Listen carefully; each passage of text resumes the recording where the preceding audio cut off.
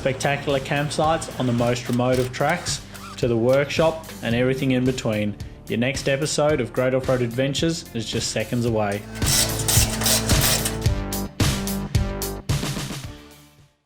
Well, good day everyone, it's Graham from Great Off-Road Adventures. Welcome to another quick review. This one's quick review number 3, and we're going to talk about my 2 UHF radios. So I've got 2 here. I've got a Uniden, I think it's a UH7070, and a Oricom DTX 420, the dual receive remote mic option.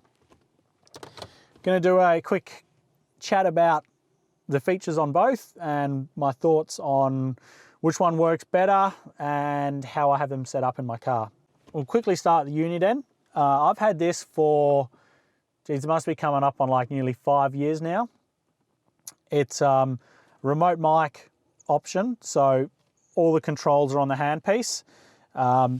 Then the actual two-way itself, the box, is underneath my seat.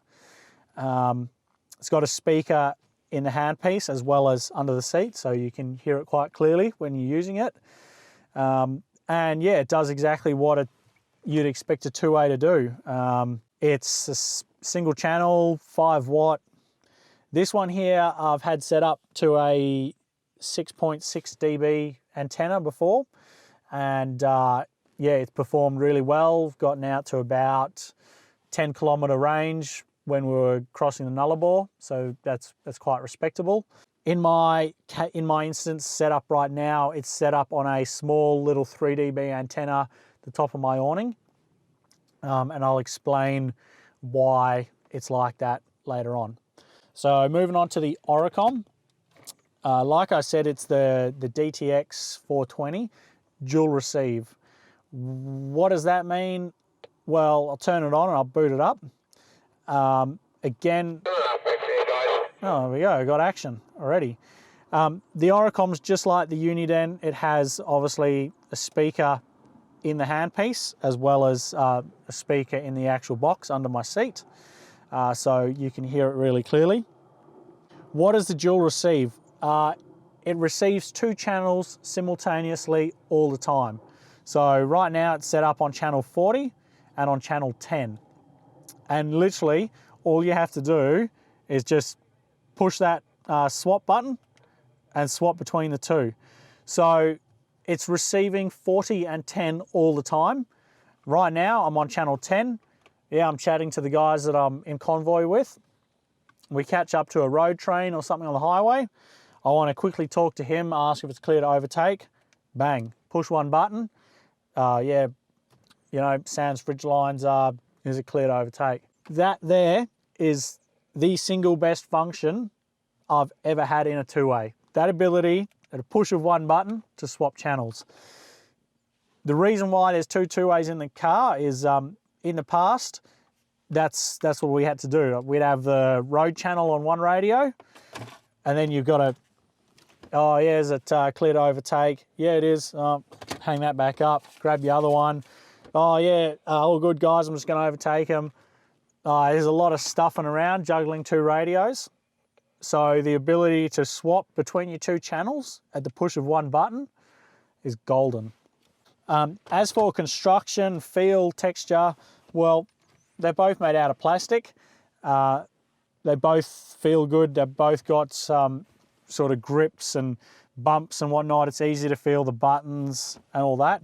I like the feel of the Uniden a little bit more. They've got the volume controls on the side here, push to talk on the other side, whereas the volume control is on this dial on the Oricom, but you've also got to push that dial to change channels.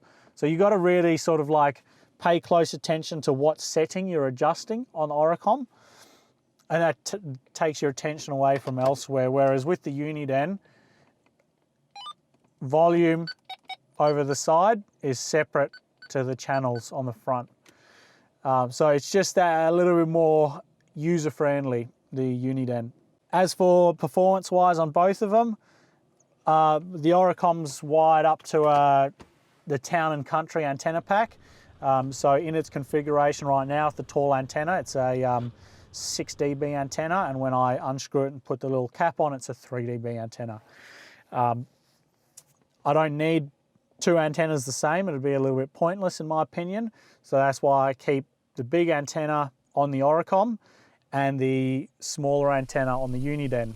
And it's structured that way because when we go out bush or when we're in a convoy, I'll normally have, mainly when we're out bush, I will talk to the convoy through my Uniden radio using the small antenna on the back, because we're not all that spread out, and it's just easier that way.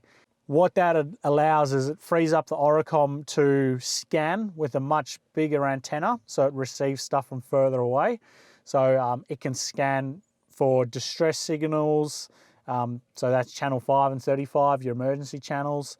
I've got it set up to monitor the highway channel if we're on the highway. And then obviously, essentially because I'm listening to, well, 3 channels at the same time. Normally, let's say, for instance, when we were up at Nyngan Station recently, I was talking to Luke on my Uniden radio. I had my Oricom on, and the 2 channels I had selected was the Nyngan Station Homestead channel, channel 10, and channel 5 and 35 in duplex mode for emergencies. I was obviously able to communicate in convoy, which is what a lot of our communicating was done on. Then if needed to, I could contact the station, or I was able to listen if the station broadcast something. And then I was also able to listen for distress messages. But when we were on the highway driving up and driving back, I pretty much turned off the Uniden radio, and I solely used Oricom. I had channel 40 on the one channel, and then I had obviously the channel that Luke and I were talking on selected as the other channel.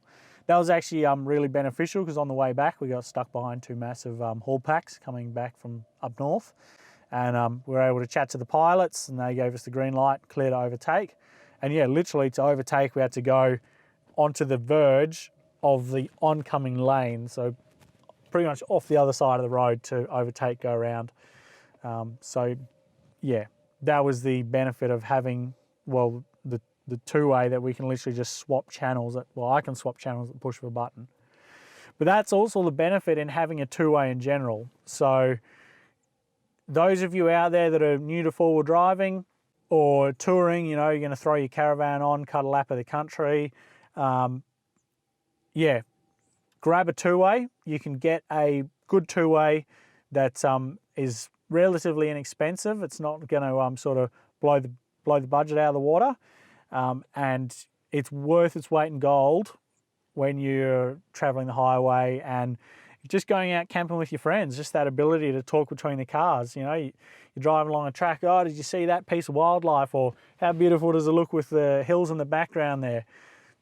You're going to miss out on having those conversations with your traveling companions and stuff if they're in another car and you don't have a two-way. So yeah, for me, I wouldn't have a four-wheel drive. I wouldn't go off-roading and that sort of thing without having a two-way. What is my favourite radio out of these two? It's hard to say. They both have their pros and their cons. The Uniden, it's got a better feel to it. It's more user-friendly.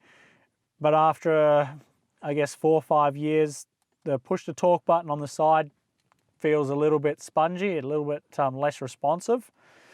And on a few trips, I've had friends sort of say to me, hey, you're coming across really quietly on the radio. And I'm like, well, I'm talking into it like normal.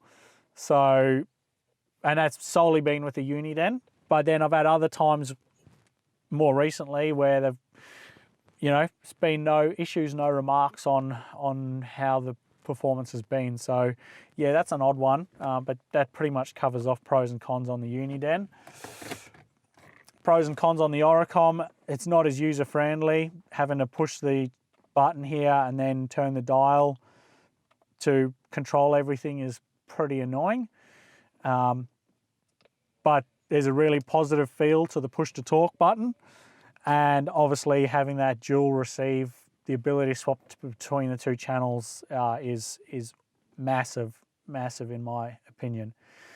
And so, yeah, with that, as a result, I would say that the Oricom would be my favorite out of these two. And yeah, I've pretty much touched off before how they're wired up, what antennas they go to, and the way in which I use them when I go out in the bush. So I hope you found this quick review somewhat insightful. Yeah, if there's other topics, other things that you see in the car that you want me to talk about and review or give my thoughts and opinion on, drop a comment in the comment section below, and I'll see what I can put together for you. Anyway, that wraps up my review, comparison, talk on my two UHF radios. And yeah, hopefully we'll see you back in another video. So as usual, happy, safe adventuring. Make sure you subscribe to the YouTube channel over here. Check out our other videos over here. And yeah, we'll see you in another video, guys. Take care.